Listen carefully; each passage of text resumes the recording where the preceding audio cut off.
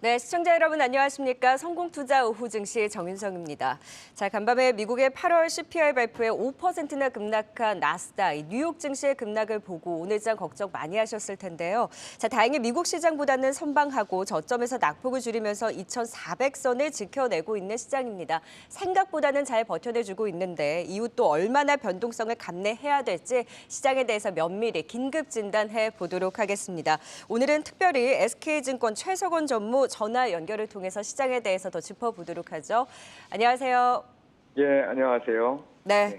자, 그동안 에너지 가격 꺾이면 이 물가 상승이 완화될 줄 알았더니 이 주거비에 식품까지 지금 이 상승이 만만치가 않습니다. 예상보다 높은 물가 상승에 일단 시장 급락이 나왔는데 과연 시장의 변동성을 어느 정도까지 열어둬야 될지 시장의 흐름 좀 어떻게 판단하셨을까요? 예, 말씀하신 대로 미국 물가가 생각보다는 좀 높은 상태고, 특히 이제 안을 좀 들여다봤을 때 에너지 가격이 하락한 거는 분명하고, 원자재 가격들도 뭐 전반적으로 좀 내려갔다, 이런 부분은 반영을 했음에도 불구하고, 코인플레이션을 이루고 있는 여러 가지 것들, 특히 이제 뭐 부동산 가격이라든지 주거비겠죠. 이런 것들이 상승 압력이 만만치 않다. 그래서 이게 한동안 지속될 수 있기 때문에 결과적으로는 일정 부분 고용이나 실무 경기 악화를 좀 감수해야, 그래야 이게 물가가 안정될 수 있겠다라는 좀 생각들이 강해진 것 같아요. 이렇게 보면 결국 한 지난 20여 년간은 연준이 시장이 좀 불안할 때마다 해결사로 등장을 했었는데, 지금 이제 역할을 기대하기 어렵다는 얘기고, 분명히 오늘 우리나라 시장에서 나타나듯이 떨어지면 저가 매수세가 나타날 수 있는데, 그게 이제 추세 상승으로 이어지려면 또 통화적으로 봤을 때도 뭔가 부담이 좀 줄어들어야 되는데, 그렇지 않고 반복적으로 기대를 떨어뜨릴 수 있기 때문에 변동성이 커질 수밖에 없습니다. 저희는 뭐 기본적으로 현재 상황에서 봤을 때 상한 5% 이상의 그런 어떤 변동성을 계속 좀 유지하는 장이, 특히 9월 FOMC 이전까지는 좀 유지되지 않을까 싶습니다. 네, FMC의 전까지는 출렁거리는 시장에 대해서 계속 좀 감내를 해야 된다라는 포인트를 짚어주셨는데 무엇보다 이 환율이 오늘 또 1,390원을 돌파를 하면서 불안감을 더 키웠습니다. 다행히 고점 대비로는 지금 상승폭을 조금 축소를 하고 있는데 1,400원 선을 계속해서 위협하고 있어서 이 환율의 움직임에 대해서는 또 어떻게 지켜보셨을까요? 네, 사실 환율 전망이라는 게 쉽지는 않지만 단기적으로는 달러와 강세가 제한될 요인들이 별로 없어 보이는 게 이제 문제겠죠. 기본적으로 경제적으로 미국이 상대적으로 좀 낮다, 뭐 이런 점과 물가가 높아서 먼저 이렇게 막 그 금리를 빨리 올릴 수 있다는 점, 이런 부분들이 다 작용을 하지만 그걸 또 미국 정부라든지 연준이 원하고 있다. 그래서 달러와 강세를 좀 어찌 보면은 본인들이 유도하고 있다는 점에서도 달러와 강세가 당분간은 좀 지속될 거로 보여집니다. 반면에 이제 다른 나라들은 그에 대항해서 뭔가 할 수 있는 부분들이 많지 않다는 생각을 갖고 있고요.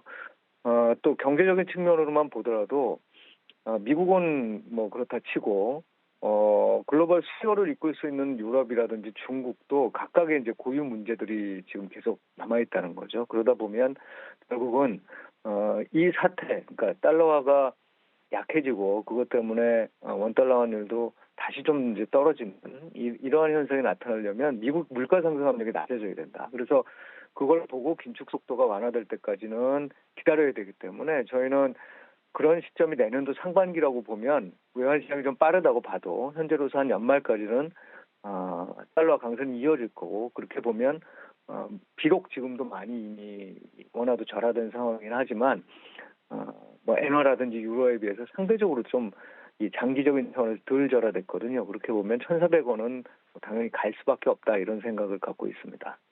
환율 1,400원 돌파도 염두에 둬야 하고 또 무엇보다 물가지표 발표 이후에 미국에서는 금리 100bp, 1%포인트 인상 가능성까지 급부상을 하고 있어서 지금 불안한 변동성 시장에 과연 어떻게 대응을 해야 될지 대응 전략 관전 포인트 좀 어디에 두고 계실까요? 예. 사실은 뭐 이런 물가를 잡는다든가 또는 뭐 에너지 문제가 발생했을 때 이게 대체 에너지 시장을 더 키우고 또 에너지 의존도를 줄이는 방향으로 효율화시키는 방향으로 간다든가, 이런 게 궁극적으로는 굉장히 경제를 건전하게 만드는 어떤 그 과정이라고 생각할 수 있습니다. 그래서 이런 어떤 혼란스러운 과정이 지나고 난 다음에는 증시에 대해서 나쁘게 볼 이유는 없어요. 그게 이제 장기적으로 주식을 하는 분들한테는 좋은 소식일 수 있습니다만 이제 문제는 단기적으로는 지금 이제 눈앞에 있는 물가라든지 이런 부분들이 여전히 굉장히 부담스러운 상황이기 때문에 반등할 때마다 연준이 됐건 아니면 다른 중앙은행이 됐건 이거를 기대를 꺾어야 됩니다. 왜냐하면 증시에서 기대가 살아있다는 것과 실물 경제에서 인플레이션 기대가 살아있다는 게 사실 동전의 앞뒷면이라고 볼 수 있거든요. 그런 측면에서 어떤 통화정책적 또는 유동성적 지원을 받지 못한다고 보면 당분간은 사실 보수적인 포트폴리오, 방어적인 포트폴리오를 좀 가져가야 될 거라고 생각을 하고요.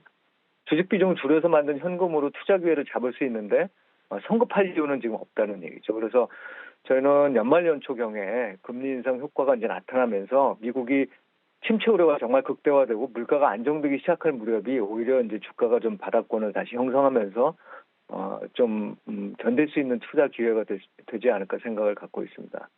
특히나 이런 상황에서는 방어적인 포트폴리오 이외에 우리가 생각해야 되는 건 아까 말씀드렸던 좀 이익을 볼 수 있는 것. 뭐 고물가 시절에 이익을 볼 수 있는 데들도 있겠지만 말씀드린 대로 뭔가 건전성이 회복될 수 있고 또 한편으로는 우리가 대체 에너지 같은 것들을 개발해야 되니까 배터리를 포함해서 이런 것들을 장기적인 포트폴리오로 좀 넣을 수 있는 기회가 연말 연초쯤에 올 수 있으니 그거에 대응해서 어떤 그 포트폴리오를 지금은 방어적으로 구성해 놓자 이렇게 생각하고 있습니다.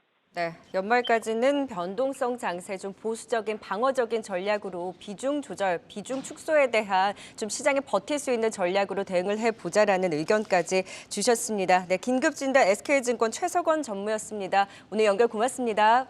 네, 고맙습니다.